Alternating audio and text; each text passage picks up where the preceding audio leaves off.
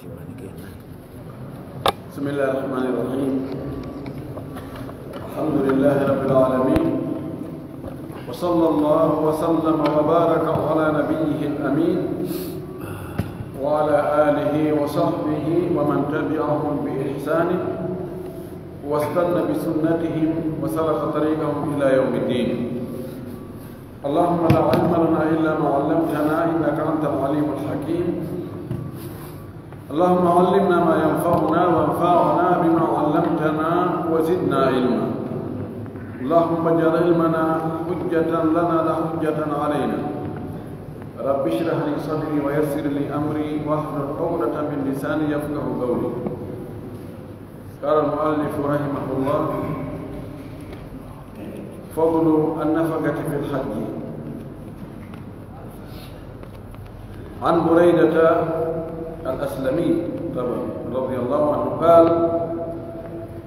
قال رسول الله صلى الله عليه وسلم: النفقة في الحج كالنفقة في سبيل الله، الدرهم ب700 ضعف. رواه ابن أبي شيبة وأحمد والطبراني والبيهقي، وإسناده حسن عنده، لكن الشيخ الألباني رحمة الله عليه في ضعيف الجامع قال إسناده ضعيف. يتي الله سبحانه وتعالى تبدو مون رتوب سنيد حمد يتد ينتري يجول إلى النبي محمد صلى الله عليه وسلم ومو نولي من سب يومين يجول صحابة بفو وجول إذن دنانغال جوك بدينك بجوك نوكا يالله جوكي إن كان دين أو تبنتنا إن هور مكة وجدتك در مكة. اللهم آمين. واللي فينا نروي الله يؤمنه هيمو جوكي في حجه في أورد كحج ويوتي دليل جبوي ولا تون حجه نجوكي أورد نجوكي نجودي مودي wonde joddi ɓurdi mawdeni ko aljanna. o dane hadis wonde walhajju lmabruru laysa lahu jazaun illa aljanna. ko ɗon joddi haddi rashi on ko ɗon haddi ala sengo ɗo. hande ko fuɗɗiɗo ko yewtugol e dambugal fi ɓural فضل النفقة في الحج برال نفقول كحج نفقول ودقول نفقة معنى كدبانسول معنى كفر كنتو ودتكون كحج برد إنيامو ها يربول ha e yoɓugol transport ji ha ko yoɓete toon kon fof wono mina plus tante ji ɗin arafa musdaji no fof koko yoɓeteɓe ko ɗum towni to on ka hajju. transport ji ɗin fof no watta nder ton. transport avion ko yiwgol ma ɗo yaa toon bal hay yiwgol ma faysal aéroport ko si ko ɗum ɗo fof hay hunde ko ɗum gratuit ala e nder mum. ko kaɓe ɗon ƴetta gokku watti biya avion gonɗo a cippoyke ka aéroport siko madina cipporɗa kaar jeyata en habbi ma ɗon ƴetta ɗon naɓe ka hôtel e nder madina hôtel ka wurɗa ɗon. e si a fokkitoyi makka kaari he ƴettede ma ɗen ɗon kadi adde ha makka ka hôtel ka weerata makka ɗon e hôtel on ka weerata ɗon makka. e si woni fokkitama mina kaarje ɗen ƴettede ɗon kadi naɓe mina. si on fokkitiyugol mina yaha arafa ɗon kadi kaarje ɗe ƴettede ɗon naɓe ɗe artiroyte e itene kadi mina ɗe artire makka ɗe jettete Makka e artire Jidda avion mo jette Jidda ɗon arde ha Konakiri ɗo e ko ñaamete ko hari ñaamete o mo ɓe deɓere na yawre mo kono joni fof ɗo waɗa ko ɓe jette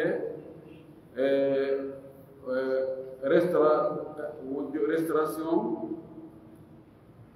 defanoɓe hajjankoɓe adda ñaamete ɗum no fof no calcula no watta nder ɗon ko ɗum ɗo wiyete nafaga to hajji nafaga fi hajji o yon ɗum ɗo ara yahi ka istita aga ka taɓenegol o addi ɗo ngaldambugal ɗo o wayda kanko ɗum mi ali e defte luttuɗe addi ɗo ngaldambugal fadlu nafagati fi hajji ɓeɗo ko fadlul hajji ɓura fi hajji ɗum waɗi o heɓani hadis senɗo hadis mo addi ɗo mo wi kanko himo selli hadis on ko low fewi hay matno makko on no holli wonde koɗo ɗum sabu meɗe e ضيف non no mawni hadisaji addayɗi ɓuuruɗe ɗin ko darteɗi moƴƴi ɗeɗa woola ɗin aray ko ɓe ɓiɗɗa ndara si annduɓe hadis ɓen tigi tigi ala ɗum o wii ɗo kanko ittama e Burayda al aslami wo o wiye wo ɓay hadis on kanko wi mo selli ko Cheikh Albani o maaki o sella tene ka anndugol hadis selluɗo e mo sella kanko walli fiiɗo deftere nden ɗo e Cheikh Albani ɓe heɓɓidirtaaki ɗum ɗon few ɓurdi moƴƴi wo wonde nanaaɗo maaki a nafaga ko dépense nafakka fil hajji ko waɗa e fi hajju kan nafakati fi sabilillahi no wawi waɗo dépense waɗaɗo fi sabilillahi o faandaɗo fi sabilillahi o waɗira fi jihad fi haɓugol ayɓe Allah wono foto o wi addirhamu o muɗu goto mo on tigi dépense fi sabilillahi ɗo e fi hajjugu bi 700 ضعفin woɗum yoɓete cowalde temeɗɗe jeeɗi ɗo no ɗuuɗi Allah noon ko mari ko alaka haqqi kono haa to jiɗi ɓay ɗum addi limore 700 ɗum aray ko ɓe heɓen sanad hadis o ɗo no fillimo Ibn Abi Shayba ka musannaf makko e Imam Ahmad no wirɗo ɗum kanko ka musnad makko wa Tabaraniyu e ka deftere makko Tabarani wal Bayhaqi Imam al Bayhaqi wolaɓe ko ka mawɗo sunul kubra ka ko sunul saghir o wolaɓe o wi kanko isnadu hasanu Cheikh Albani no minen noon o wi daif hajju yajibu marratan wahidatan hajju no waɗɗo e hoore julɗo o laawol gootol e nder gurdam makko ɗam hajju farilla mum e nder gurdam neɗɗo ɗam ɓorde ka o hellifa ɗon e o mayde ko farlima kon ko laawol gootol ɗum no woni farilla أجمع العلماء كرمكم من فوق فضل على أن الحج وند حج وإيدون لا يتكرر في النتاب وقتو هيك وقت يوم كديكو عرفة وقت يوم كديم 26 وقت يوم كديم 30 وأنه لا يجب في العمر إلا مرة واحدة وند حج وقت تاكو هو ردو ender gurdam makko ɗan sina laawol gooto ɗon ɗo karma ko ɓen no fottan ɗum illa an yandurahu si wonaara o forɗum Allah fa yajibu lwafau binnadri haray no waɗɗi humnugol fodoore ɗo ko kanko farlani hoore makko a wawi farlude hajji hoore ma la illahi tati la ilahi inna Allah mi ƴettanima aadi 2024 mi hajjay Allah mi ƴettanima aadi kala wonde mi heɓi moyen no mi hajjiroya jama ono yo yimɓe inna allaha kataba alaykum alhajja fahujju tabiki wonde allah farli e hoore moɗon hajju hajje nani hajje inna allaha tabiki wonde allah kataba o farli alaykum e moɗon alhajja hajju mum fahujju hajje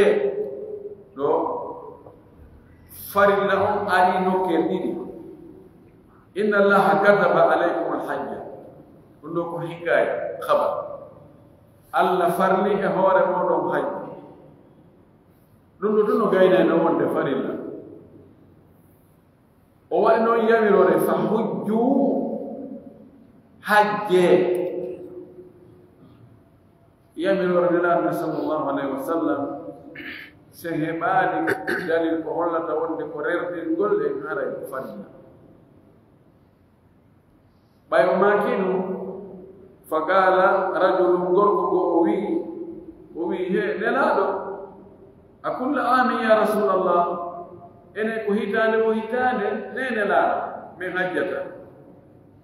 ko hitande o hitande allah farle hoore men min hajju fa sakata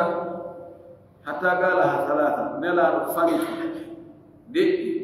haa o filliti konngol ngol kanko landiɗo o filliti ngol laabi tati tawi ɗo joni ko ɓe jamoɗen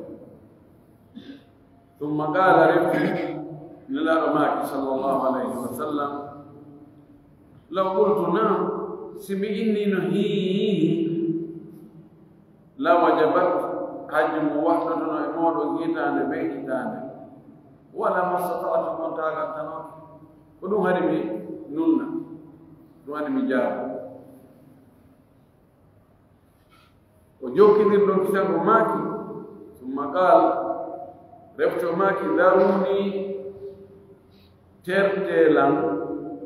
ma taraktukum ko mi accani on kon ko mi acce mon fanni mi wolnade hunde mi tuki fanke taw tungal taw nakku détail ko wonnade on détail acci delan e ko mi wowlanade on ko mi fanke fa innama ahlaka man kana qablakum anduko halkuno ɓe attinoɓe o ɓe moftani kasratu su'alihim ko ɗuɗugol lande maɓɓe ɗe ko ɓe landotono annabaɓe maɓɓe ɓe lando haa ɓe anda iltoɓe salawa ɗum wa ihtilafihim e luutodirgol maɓɓe ala anbiyaihim e annabaɓe maɓɓe fa ida amartukum bi shay'in simi yamiri o hunde fa'tu minhu masatatum are e hunde wonde foddetaɗum wa ida nahaytukum simi hadi o an shay'in gay hunde fada'uhu tertede ɓe andi banu israila ɓay o yawarama ɓe jiɓike ko hongo wari wara ɗon tawi koye hakkude koɗoli oɗo ɓeyni ko ɓeya allah wi ɓe hirse nagge si ɓe yahan tum ɓe jiɗi nagge nge ɓe yiyo ɓe hirsi ara no ala waali ɓe waɗi ko ɓe yamira ɗum ene ko ondunayi ko woɗewe ka ko ɗanewe ka ko niige way ka ko niige way ɓe ko landi ɗon ɓe landi ɗon ha tawi hande kadi détail ko yaltoye kon nge wela hemde no wi e ko ɓe soodirnoge ko ɓuri magge on tew kange ko ɗum ɗo woni seede ɗo jeeya arabno ne halki hara nawonde monti halki o wonti kullima o maayi mana o naadi hoore makko e tana o naadi hoore makko e tampere soñjike moƴƴi ɓeyna ahalaka nafsahu kanko halki hoore makko idan ko soñjunoɓe ko ɗuɗugol lande ɗe yimɓe lando taw fay na landagol fi famugol koye won tun kañum kadi landike e luutodirgol e annabaɓe maɓɓe ɓen annabaɓe maɓɓe ɓen inna ɗum ɗo ɓe yaaɓe waɗa goɗɗum gorana ko annabaɓe wi ko annabaɓe waɗi kon ɓe lumɗo ɗum ɓe waɗa goɗɗum ko noone goo o wi ɓen ko ɗum halkunoɓe ene kadi se waɗi ɗum sikkuɗo e ñalkata ko e ngalko ko ɗum wonelaaɗo holli ɓe ɗo awa ɓaylal maaki ɗum Allah farli e hoore mum hajjugol hajje o wi aali laabi tati laabi jowi laabi sappo hitaande ɓe ɗum ɗo e ɗum ɗo nanu ɓer ɗum ɗon fanka ƴetta ta'khudul al'am ala umumihi رواه البخاري ومسلم وفي الحديث إمام البخاري إمام مسلم وعن ابن عباس اتام عبد الله بن عباس رضي الله عنه قال وي خطبنا رسول الله صلى الله عليه وسلم نلاد الله فين ودني من خطبة ويتوك أبو هريرة دوك ابن عباس عبد الله بن عباس قال الله ما كي خطبة ماكم يا أيها الناس كونوا يمبه كتب عليكم الحج فرلام إهور مودون حج توكو وينو إن الله كتب عليكم سمى الفاعل لو أؤدي كتب عليكم بفعل لم يسمى فاعله فقام الأقرع ابن حابس لو سمى الرجل توي فقال رجل أودوتي الأقرع ابن حابس أودوي أمي فقال أوي أفي كل عام يا رسول الله كهيتان بهيتان نين لادو من حجته فقال لادو ماكي لو قلتها سمي وولينو غولدون كونغول منه لوجبت حج غول هيتان بهيتان وادتون ولو وجبت لم تعملوا بها سنو وادينو كيو غوليتيرتا واتانو غوليتيردو لم تعملوا بها غوليتيرتانو حج غول هيتان وهيتان ولم تستطيعوا ان تاغانتانو كدي الحج مره حج وادين كو دوتر فمن زاد ما بيدو يهورن وحج فريلا ووتو وديغو فهو تطوع دون هراي كو نافي هاند غدي اودو حديث كو فيلم كو ابو داوود امام احمد امام النسائي الحاكم النيسابوري وي حديث مسلي شيخ الباني كسنن صحيح سنن ابي داوود tawti mo ɗon wi hadis o ñimo selli kanko ɓe hadis dow ɗuuɗa ko ɗi sendi ɗi idan hajju farilla ngu ngo Allah farli ngu ko nde wotere si a farli e hoore ma fodore ɗum ko an andi ko laabi jelu farlata e hoore ma wujubuhu ala alfawri aw ittarafi waɗnagol hajjugum ko ɗon e ɗon ka no nenna ko dewnti heɓi feere wo koko alfawru awi tarahi hon woni manama si condition ji ɗin fof fi hajju mum timmanima hikka 2023 ɗo a heɓi ko yaara hiɗa selli laawol ngol no holni a heɓi place a heɓi ko acca ka ɓeygure ma condition ji ɗi fof ɗi timmi mana farlike ma be hajja 2023 ɗo ɗum woni alal faw kaɗa wawi wide non joni fof no timmi kono joni mi accu 2025 habboɗa ha 2025 ko honnuge mum ko ɗon e ɗon ka no wawi nennude on masala ɗon o addani en ɗo yentoɗen ko karama koɓe fiqhuɓen ko ɓe wowli kon e ɗum ذهب الشافعي إمام الشافعي يهي والثوري إمام سفيان الثوري والأوزاعي إمام الأوزاعي ومحمد بن الحسن محمد بن الحسن الشيباني أندون كو إموجو أبو حنيفة بيدو ياري إلى أن الحج واجب على التراخي وند حج أن وقتي كنو كوي هوري ننقل ده بدا فيرو تاوا تقول 2025 2026 2030 في كلا possibilité o heɓi ke hikka 2023 ɗo kamel ko noon ɓe yaari ɓeyni fayu addi on fayu adda hajju ngun no totte fi ayi waqtin min al umri e waktu o waktu e nder gurdan ɗan wala ya'thamu bakkon ɗinnata man wajaba alayhi mo hajju waɗɗi e muɗum newi piiji ɗin fof newi waɗɗi o bakkon ɗinta bi ta'khirihi sabu nennugol hajju ngu saatina ɗon haa tuma waɗoy wo mata addahu tuma kala o tottoyi hajju ngun qabla al wafati ko adi mayde nden mumtaz qabla al wafati de kontigi nenni o kontigi nenni sima falas hajju ngun waɗɗike mo wotuma condition ji ɗin fof timmi condition ji ɗin timmi ɗo 2023 o saatiniiɗo haa 2035 o hajjoyi on tumati siidi o maaya nden hitaande o arta hajju tun o maaya ma o maayoya yeeso ɗon o mara bakkatu fii ko o nenni ɗo ko ɓay tun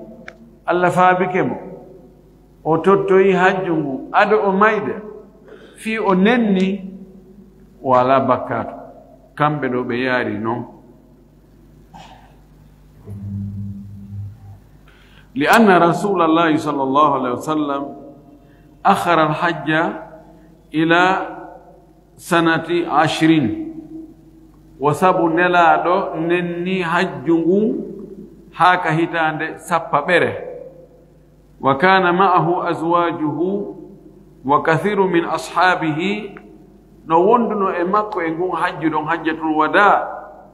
himo wonduno e sonnaɓe makko ɓen e sahabaɓe makko buyi ma anna ijabahu wondudele e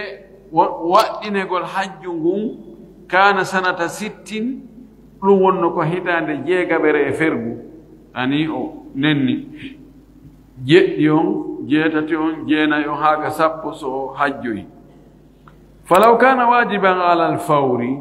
si tawino hara hajjugol ngol no waɗɗino ɗon e ɗon kam tigi heɓi moyen possibilité ɗon e ɗon lama akharahu sallallahu alayhi wa sallam nelaɗo nennatano hajju ngun acca ha ka hitande 10 hoore hajju ngun farlama ka hitande 6 qala Shafi'i imam Shafi'i o maki fastadlalna min dallinori ala anna alhajja wonde hajju ngun farduhu marratan fil umri min dallinori kadi wonde hajju ngun farilla mum on ko laawol gotol e nder gurdan ɗam awwaluhu arande gurdan ɗan ka hajju waɗɗoto ɗon albulugu kelle fuye kono woni fuɗɗode nden wa akhiruhu lannode muɗum an ya'tiya bihi qabla mawtihi ko on tigi addoygol hajju ngun ado o mayde aysi ko lewru wotoru ma yontere wotere kanko ini période hajju ko ɗum ɗo honde hajju ngun waɗɗoto on tigi ko sonti helli fama moyen ji mum ɗin heɓike hakkunde ɗon e o mayde fewndo o fewndo nde o heɓi feere o hajjo yaray o inni probléme o ala ay ko inna ko laawol gootol e nder gurdan ɗam idan en fuɗɗoto ka gurdan ɗam fuɗɗi ɗon haa kaɗan hatti ɗon hakkunde ɗon fof ko place ko zamanu ka waawoto waɗaade kono en anndi waɗɗagol ngol fuɗɗi ko tuma on tigi helli fa idan ko ɓorde kelle fiye heɓi mayde ko hakkunde ɗon wiyama ko laawol gootol idan ɗon happaka inna ko nde hitan ɗo koye sonti heɓi duuɓi certain duuɓi kamɓe o wi ko ɗum ɗo ɗum woni dalil makko o ndaren karamo koɓe nottuɓen kadi ko honɗum ɓe wi wa dhahaba abu hanifata wa malikun وأحمد وبعض أصحاب الشافعي وأبو يوسف وصاحب أبي حنيفة الثاني إلى أن الحج واجب على الفور. بيدو المامي أبو حنيفة، المامي مالك، المامي أحمد، يوغا التالي باب إمام الشافعي، أبو يوسف أودو ديموجو أبو حنيفة، يعني بين صاحباه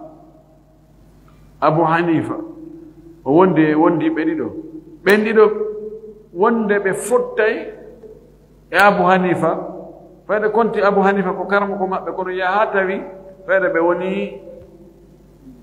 mbari ɓe woni gore fayda. Ndaare Muhammad ibn Hasan on non tawti imam ɓeyato, Abu Yusuf tawti ɓeega ɗo, Abu Yusuf tawti imam Abu Hanifa, Muhammad ibn Hasan tawti imam Shafi'i. ɓeeɗo kañum ɓe yaari wonde hajju ngun no waɗɗi heña, bimana sonti helli fama premier hitande possibilité heɓugol feere hajjugol ko ɗon waɗɗimo be o waɗa ɗo 2023 ɗo ko a helli faaɗo a heɓi moyen a heɓi feere no hajjiroya ko ɗaɓɓa e fi hajjugol kon fopp a heɓi fopp no timmi farlike e maɗa ko be hajja hikka 2023 ɗo naya nenno ha 2024 ma 25 ma yeeso to kamɓe ɓe yaari noon. hono woni dalil maɓɓe kamɓe kadi li hadith ibn Abbas, sabu hadith mo Abdullah ibn Abbas filli radiyallahu anhuma anna Rasulullah sallallahu alayhi wa sallam qal wonde nulaɗo Allah on maaki man arada al hajja mono faala hajjude fal yu'ajjil yo yawm yo hitti fa innahu qad yamradu al maridu sabu no waawi nawnuɗo on nawna lasli so on tigi nawni ko nawnuɗo wiyatake nawnuɗo no nawni wona wiyatake mayɗo on maayi, wiyatake condidin pour kitama ka lasli ko noon bisanu ɓeyne ko tahsilu hasil koko waɗi haɓɓitiɗa kadi waɗay ɓene si mayɗo on maayi mayɗo maayata ako ɗo mana fa innahu gad yamrad hara oya marid konngol maridingol ngol araani siko haala goɗɗo ni tun e waawi wiide ɗo ko hacu haala kan ka ɓeydi kono ɗono jogii maana goɗɗo goo no setti e wigol si mayɗo o maayi te mayde kañum no fota qualité mum alaa eni nde mayde ɗo e nde mayde ɗa no ɓurdi nde ɗo ko seeɗa on tigi maayi ndeɗa o maayi ɓuyi, amma nawnaare no ara ndeɗa ko seeɗa ndeɗa nawnaare nde ɓeydo no ara aranti no nawnu no law kono ko nawnaare imo wawno hajjude e nden nawnaare ɗo o wesino nden nawnaare ɗo noon ɓeydoya ɗo nawnuɗo nawni bimana nawnaare nde ɓeydike e on maana ɗon haray hara kan no seddi o wi watadillu rahilatu no waawi hirndirba mban ngeɗoba mba on tigi yarata mban ma puccu ngun no waawi majjude faanda majjugol ngol ɗo watadillu rahilatu no waawi goɗɗo wujja yaada e muɗum few ma jokka daabeji go yaha on tigi ɗaɓɓita ha ronka no waawi mayde si maayi kadi lanni yewa fes ko hoolorno kon waɗɗoto o yaha hajju ɗum no waawi mayde no waawi majjude no waawi yani piiji boyi no waawi wonde nder ton o wi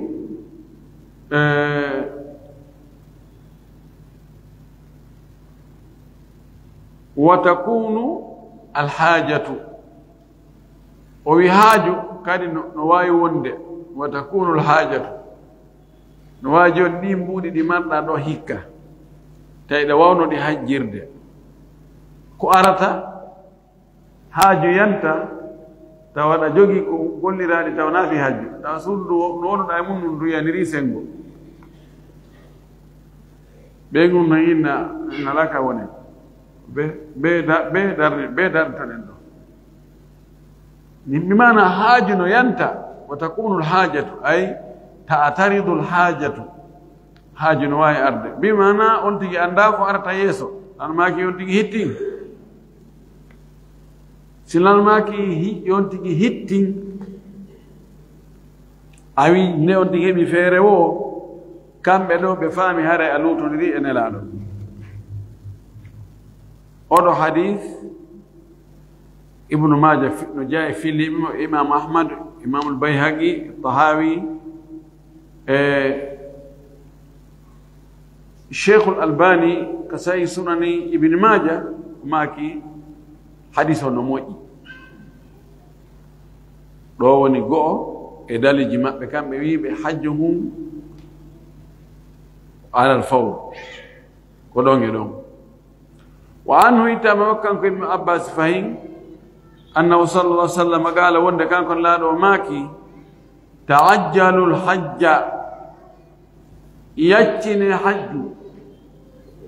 yawne hajju gongol yani alfarida o faani ɗo ko hajju farillawo ngun fa inna ahadakum sabu goɗɗo e moɗon la yadiri anda ma ya'ridu lahu ko weeɓitantomo ko sakkoytomo ko faloytomo yeeso arada lahu ko yantata yanti taƴiti falike mo sakkike mo o anda kon warta janngo ɗon no fewndu kam moye on heɓi ɗon yo waɗu fewndu ɗon hajju ngu ha pellet no woodi heɓunoɓe moyen no hajjira tawi on tumati piiji ɗin no weeɓani ɗum ɓeygure ɗuuɗaani moyen no woodi cellal no woodi keccu no woodi fuu kono jokki mbumbayi no fewnɗo taw wonti ko so yetta si yehi fewnɗo hajjugol ɗumti artoyɗo kadi jokki golle yette so ɓen haray ɗumantinaaki joni acci taw ha ɓura ɗo seeɗa yawya yeeso ɗum noon perte hewta ɗum yawya tawa hay ko ñammina ɓeygure mum ala ɓuran no waylo few ma on tigi o hadis ɓaawo jow on tigi nawna paralyse o wiyana tension o heɓa diabete o heɓa ɗum ɗo e ɗum ɗo e possibilité newagol hunde wona mara garanti a heɓugol jawdi ko hajjira ɗum ala garanti duumoto cellal wawngal e newnandema ya gollugolle hajjuɗen a mara garanti mo nayi junngo ma ɗum woni ko duuɓi jeru ɗum wawata wonde e juuɗe ma e piiji na alana ɗum garanti few ko ɗum waɗi fewndu ka heɓuɗa ɗon profite fewndu ɗon o wi hadis on rawahu ahmadu wal bayhaqiyu ko ɓeeɗo filli hadis on cheikh albani ma ka sahihul jami hadis on imo selli wa qala ma ya'ridu lahu min maradin aw hajatin yani ma ya'ridu lahu o firi ɗon kon non o wi goɗɗo mon annda ma ya'ridu lahu ko noon ko faanda ɗon min maradin ko wono nawnaare aw hajatin ma haaju baasa tampere soñdia e goɗɗum ngo no waawi tawa imo ka kaso o heɓino goɗɗum ko naɓamo ka kaso joni naafi hajju wona mo maison central ma sim yani piiji arayɗi ɗi on tigi annda hini ɗuuɗi ɗon noon fewndu ka newi ɗon waɗu fewndu ɗon kamɓe ɗo ko ɗum ɗo woni dalil maɓɓe on وحمل الأولون هذه الأحاديث على الندب بأتي بولده إمام الشافعي سفيان الثوري إمام الأوزاعي محمد بن حسن الشيباني كم بديدو حديث هذه بأندي دي كوي كونو بجت ديدو كم بنبي wonde ko rerɗingol ko yiɗugol ko yiɗegol ko sunna no ani ɗon ko fottana no jeya e sunna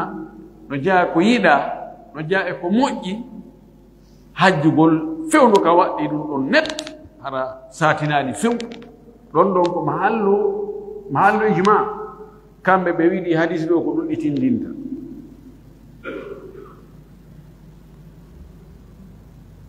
طيب جوني si Allah faabike on tigi o satini ha kono o hajjoyi imo e jang kono joni so satini tummayde den ari lombike hakkunde makko e hajjoyi gongol ko ɗon samaratul khilaf on ko ɗon woni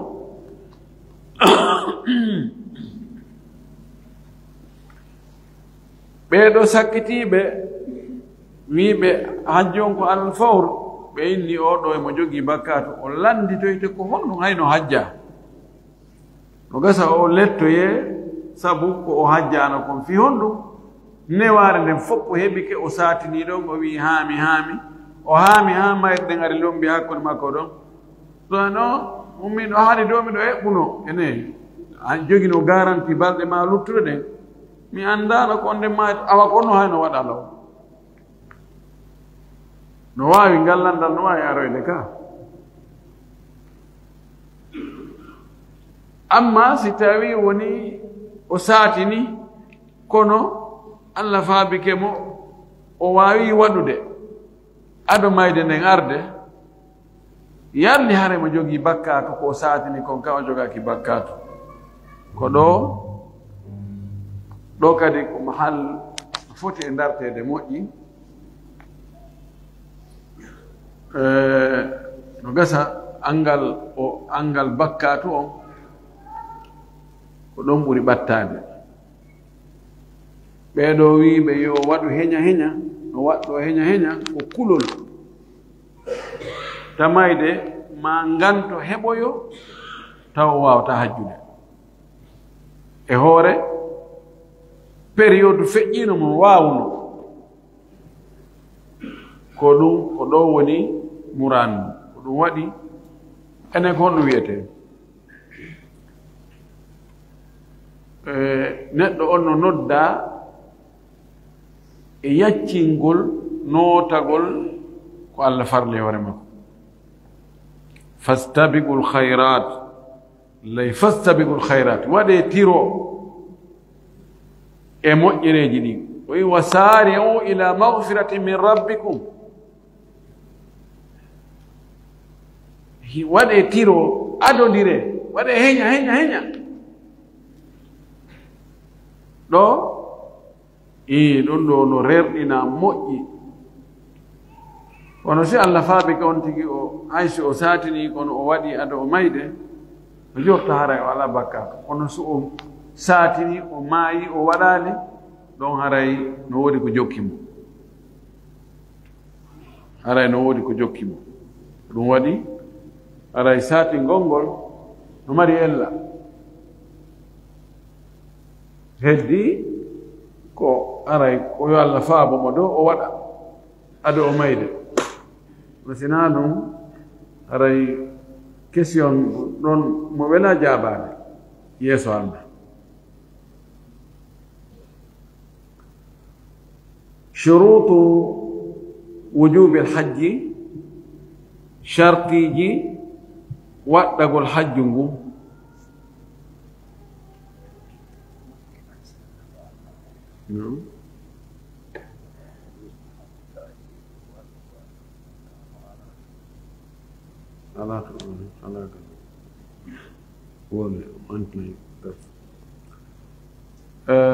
no gasa hara nuskha diri no serti min ko heedi ɗo ko يعني وحمل الأولون هذه الأحاديث على الندب وأنه يستحب تعجيله والمبادرة به متى استطاع المكلف أداءه. نوني معنى غوت بيدو أتيبه كامبه إيدو حديثاجي كامبه بجتي دي وندي نويدا يونتي وادو لو يو هيتي ووادا لو فيوندو كاونتي تاغانا دون يو توتو دون ونا obligatoire ما بي وادو سو نني كدي نافوس tawma yitum waɗaade ɗon noon ɓay o garanti mayde nden ɗon tettini hannde o wayra e goɗɗo huunde alamo e musde janngo nana wonde o maayi yon tigi hitti nan shurutu wujubi alhajji shartiji waɗɗagol hajju ɗin ittafaqa alfuqaha'u karama ko ɓen no fottani karama ko ɓe figu ɓen no fottani ala annahu yushtaratu li wujubi alhajji الشروط الآتية وندن شرطنا في وقت الحج دي شرط جي أريد دو في حج وقت غدو كو بيتوا دي أريد دو نتم مكو أنا نندم الإسلام كو جلد غل مو ونا جلد الإسلام وقتاكم حج وقتاكم عفوا كو وقتيمو كو ونقول جلد ɗimmundu albulugu ko kelle fuye payku ko hellifaka hajju waɗɗaki ku si kun hajji kun heɓay barajo woloyay ɗum yeeso kono hatta fi kun hajji ka kun woni paykun ɗon say kun hellifoya haray hajju l'islamu kun no heddi ha joni e hoore makkum tati on al aqlu ko haqqil mo mara hakkil feetuɗo oɗo fawa ka hunde marfu anhu galam nayi on alhurriyatu ko ndimagu ko faala wiide yette so ɓe ngara hajju fawaki ɓe si ɓe jaɓi yo yette bari ɓe yo jeyɓe de aray hajju fawaki ɓe allah ko yurmeteɗo mo fowtini ɓe wayni o non si on heɓi feere on hajjoyi o heɓa baraji ko hajjude heɓi ko kono so on hajjoyaade o nangitittaake on ɗon mari ɓe yangano ɗon allah wi kanko service makko kanko muññike jowi on al istita'atu ko taagane gongol kala julɗo fayda wi en kala no faala yaade makka no faala hajjude no woni julɓe noon kono wasi wiɗen na kala ɓurɓe ɗuɗde ɓe ge julɓe ɓen no faala yaade hajju kono no woodi ɓe jawdi ɓuran ɗum hajjugol rowani wo hikka o mi landama landal honɗum goɗɗo inni koto mum miɗo faala yoɓandema mi winde yaha hajju oyni a darnanelan taw oyni a darnugol suudu ɗum wona farilla ko hajju ɗum woni farilla o wi si tawi a darnantalam mi yata hajju mi arta mi e location sa darnantalam accu ɗon mi yata o wi ami kadi mi darnantama fes puisque allah farlala mi darnande few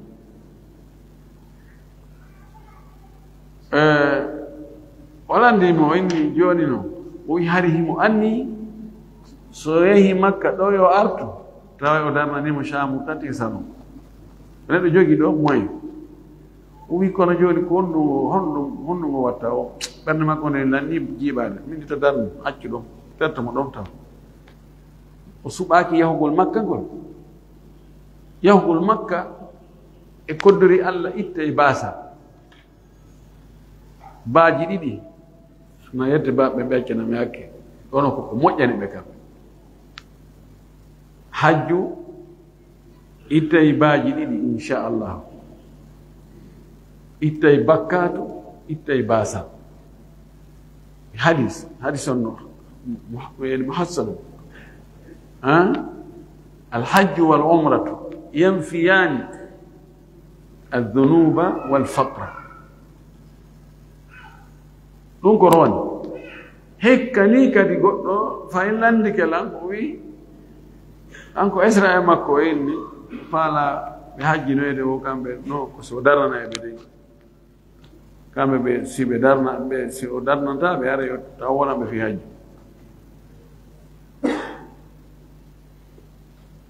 وين كون هو تامين سوبر دون هورما ala ko mi orienté ɗum a yewde ko israel ma ko an anndi a anndi no ɓeeɗo ko yettesoɓe hajju ɓe dinana haaju maɓɓe fayde dan ko ɗon wiwɗen al istita'atu ko addi ɗum ko taagane gongol fuu mo faala kono si a taaganaka fawakima ɗo noon fayda enen kamen ɗo ɗo hulɓini haa tataw hara boyi ko woni e yaade hajju ko naafi Allah woni yaarude ko fii inde teddule giɗi giɗire ko wona waɗede kon waɗanede ɓe iwtuɓe hajju o nana e goɗɗo nodda ɓiɗɗo muɗum wonɗo ka caye a waɗani lampiiji boyi yo weltanima ko lutti hunde wotere sa waɗani nden ɗon hara waɗna Allah ngay hunde komi faala ko kono ɗum babay ko ya hajjinoya he fewon ɗo ga piiji ɗi no metti fi hey gore an kaarijo ɓiɗɗo makko hajjinimo ɗo rowani hande teddungal ko jogii gon ɗo hande kala ko wiyali ɗo wiyatake min kadi menen ko menen seɗiɗi mbulla wurin ha yimɓe liɓaynoma simen cippiri si a walla Allah hajju hareta neltan taw waɗana ngay fus wandi oɗo vision on ko heɓa ko ngal teddungal ngal waɗa heɓi naafi Allah hulɓini ha feƴƴi ko ɗum waɗi no rewede reweteɗe ɗen fof fayde fi hajjugol tawan wodno moƴƴereji goɗɗi gooɗi on tigi wawno wadde hara wona ɗum ɗon kono o ha ɗum ɗon fota ko be hajju mum wallahu almustaan Allah arsuku en laɓɓinangol Allah anduye e ɗedewe sabuna kala ko laaɓa haray Allah ala haaju e muɗum few idan al istita'a taaga on taagane gongol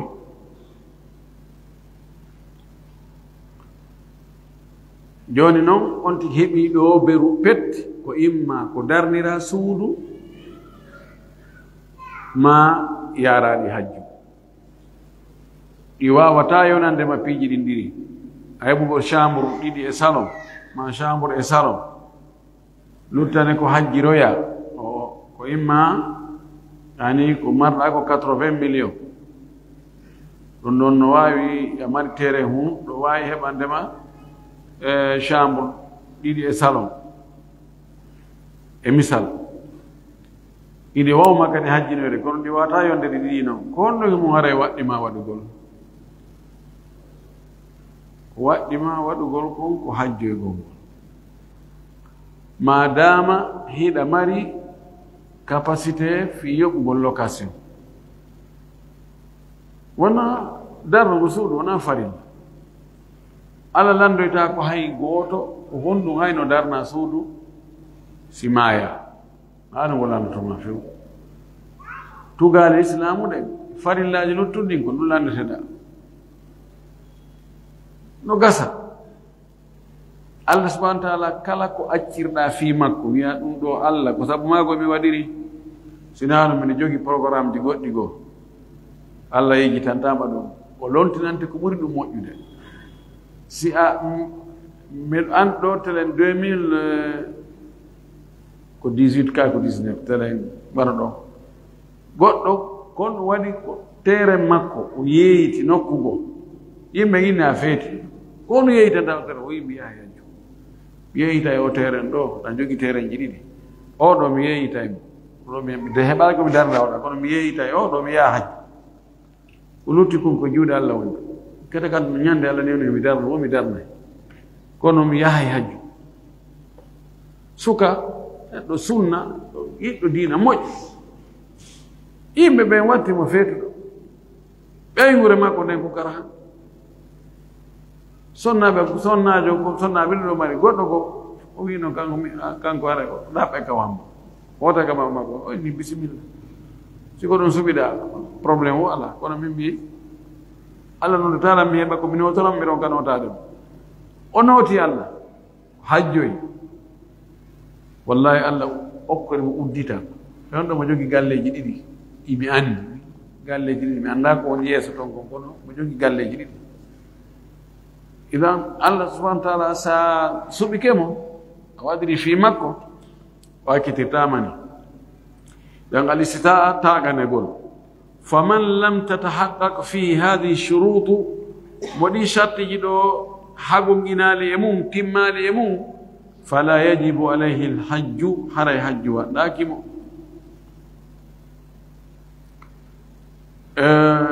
no gasa o addoya yeeso sonnajo on kadi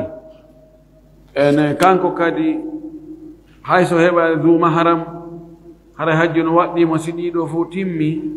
ka kanko no ɓeydi charte jeegaɓo ko be o heɓoya duma haram eyo himo addiga hajjul mar'ati ara yeeso ta en hawju o wi ɗo wa dhalika ɗum ɗo anna al islama wonde l'islamu on wal buluga e kelle fiye on wal aqla e haqqille shartu taklifi ɗum ɗo ko shartu fi fawegol fi ayati ibadati min al ibadati e dewal o dewal e nder dewe ɗe ko be oddi wona julɗo si tawi ko yo farlo mo ko be wona julɗo o wona hellifaɗo wona jon hakke wa fi l hadis no e hadis selluɗo anna nabiyya sallallahu alaihi wasallam qal wondano maaki o fillitike la nokkeli buy rufi alqalamu an halathin karambol windaygol bakkatugol townitanama tato ani naimi ga e ɗaniɗo hatta yestayguida hatuma o fini wo dendangal ko o waɗi kon e nder ɗoygol ngol ko haqqeji allah ɗum ɗon o nanguitirtake amma noon siko pihum yi haqqe yimɓe o nanguitirte de so ɗani kete o yiltodiri e ɗoygol ɗon o tappoyi ɗon téléphone goɗɗo téléphone on piito e guete o lancike wiyatano no haari miɗo ɗani no tatu gang na ɗani rufi alqalama halasati ɗum ko haqqe allah on de haqqeji yimɓe nga yoɓay o wi wa ani sabiyi e paykum hatta yashibba haa kum helli fe janɗa kum helli fe shabba ɓenna man shabba ala cheyin shaba alayhi wa anil ma'atuhi e mo haqqille muɗum timmali ma'atuhu ko ani mo lanna timmude haqqille no gasara feeta fen kono a yeyi tun anda oɗo fiilji ɗin ɗi timma goɗɗi no débaransi seeɗa hatta yaqila ha o heɓa haqqille ma'atuhu no firta kadi feertoɗo fes ɓeeɗo tato ɓeeɗo ko farlete kontelen immorde allah farlatake maɓɓe oɗo hadis kimo selli no cheikh al-albani no makin noon ka sahihul jami wal hurriyatu ndiman kagal ngal shartun ko sharti li wujubi lhajji fi waɗɗagol hajju mum li'annahu ibadatun sabu hajju ko dewal taqtadi no landi no ñaawi waqtan waqtu juutuɗo wa yushtaratu fiha al-istita'atu no shartina kadi e dewal ngal hajju ngun taganegol baynama al abdu tawi noon jiyaɗo on kañum mashghulu ko maapiɗo ko hilniɗo ko wonɗo e gollude bi huquqi sayyidihi e haqqeji jeyɗo mo on koho makko on wa gayre mustatiin wona o taganaɗo wona ɓe fof tawata no mari taga ko hajjiroya ɗum wasi kanko imo foyi gintinnana ɗum ɗo wa amma al istita'atu amma taga on wonde ko siwontino tagana fali qawlillahi ta'ala sabu kongol Allah towɗon ka o wi walillahi ala nnasi hijjul bayti man istata'a ilayhi sabila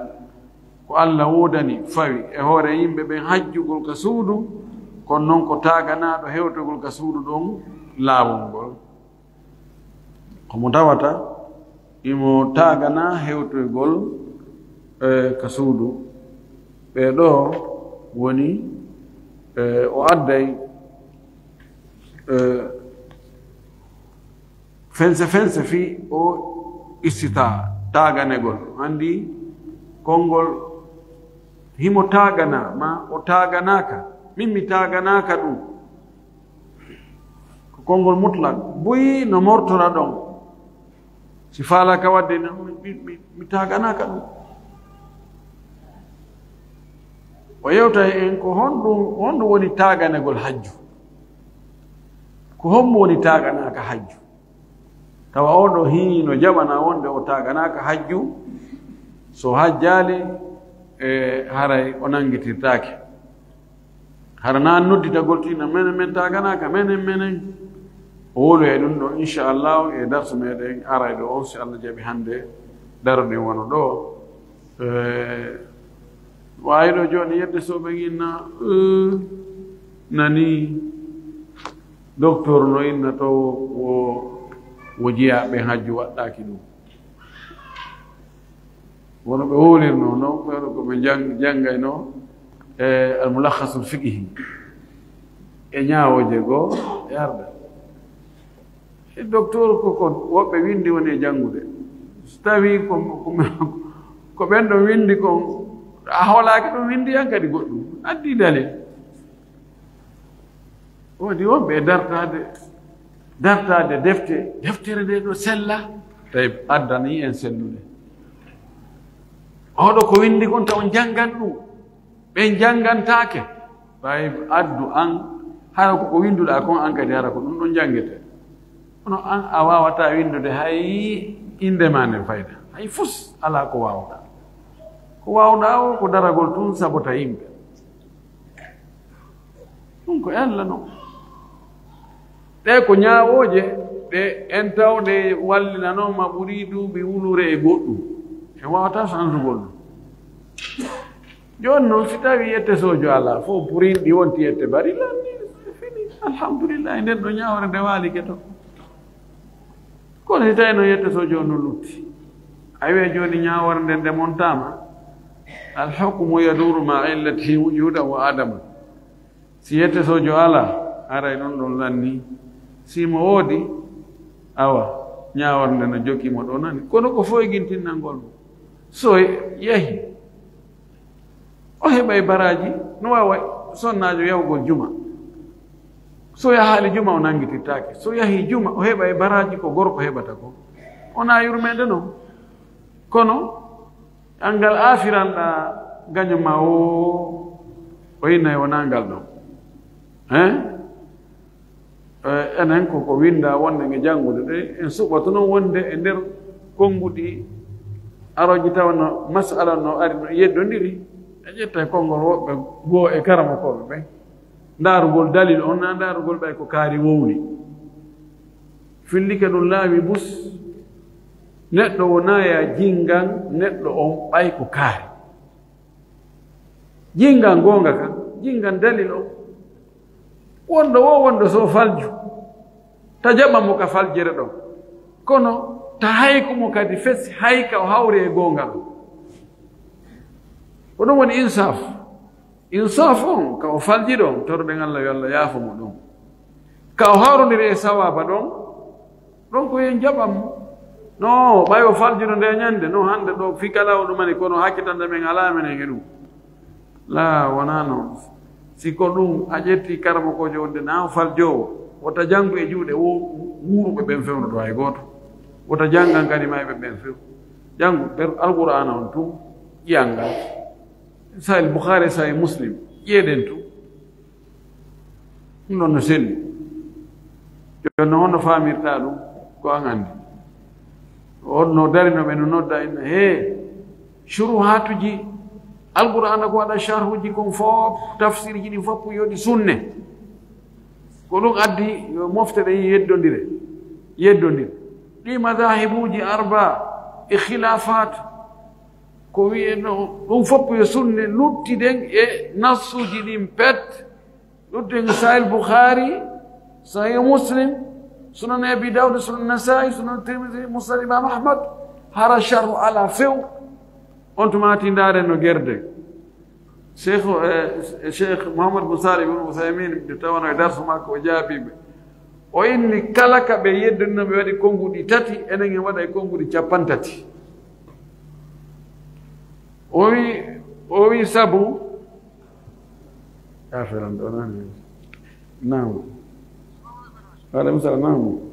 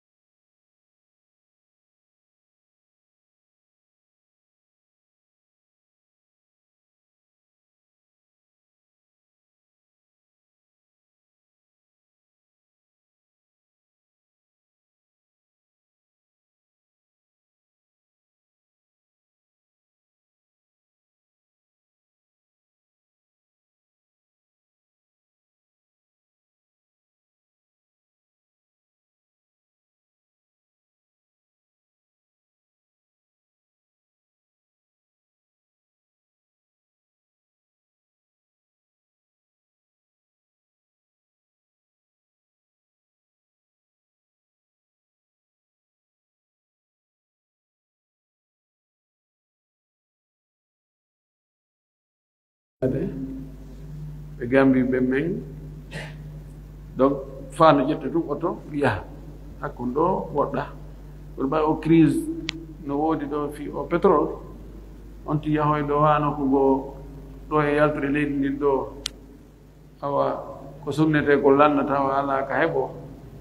tawa on tigi rewru sengo dow taw haray o yafoton ɓe tori du'a ɓe tori kadi yaafeɗe dendanangal faljireji koɓe faljino e mum ko darne darsuji ɗin kiikiɗen ɗi fof à partir de janngo kiikiiɗe janngo bimbijo on hara inchallah hara on ɗon no woodi kamɓe ko wowa waɗede ɗon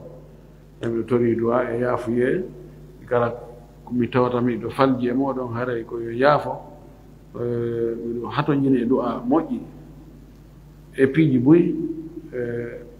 barki Allah subhanahu wa ta'ala yo Allah yoɓon ko ɓuri moƴƴude yo Allah teddi mon aduna e l'ahira Allah ɓeyda gon faamu ka diina Allah ɓeydan en fof ɓulol Allah Allah ɓeydan en yaajede Allah ɓeydan en newede nde torki Allah yo Allah ittan en andeji ko anuɗen ko andeji ko anuɗen ko tawata enen en wawata ittande hoore men kono Allah kanko imo wawi en torki mo yo ittan en yo hunto haajuji men ɗin yo ɓeydan en peewal e kulol Allah e yaajede newede yo fewnan ɓe ɗi durriyaji meɗen ɓe gueɗal meɗen yo Allah fewnuɓe Allah waɗu barke maɓɓe waɗa ɓe huuloɓe Allah waɗa ɓe lontiɓe ɓurɓe moƴƴude ɓe mawɓe meɗen feƴƴinɓe wonɓe yeeso meɗen ardiɓe ka fatagol en torki Allah yo Allah yaafaɓe yo Allah yarloɓe enen maɓɓe hoppo yo Allah hawto en kal janna ɓurɗo towde rabbana taqabbal minna innaka anta samiul alim wa tub alayna innaka anta tawwabur rahim wa zakki anfusana wa ati taqwaha anta khayru man zakkaha anta waliy mawlaha allahumma rabbi salli ala muhammadin wa sallim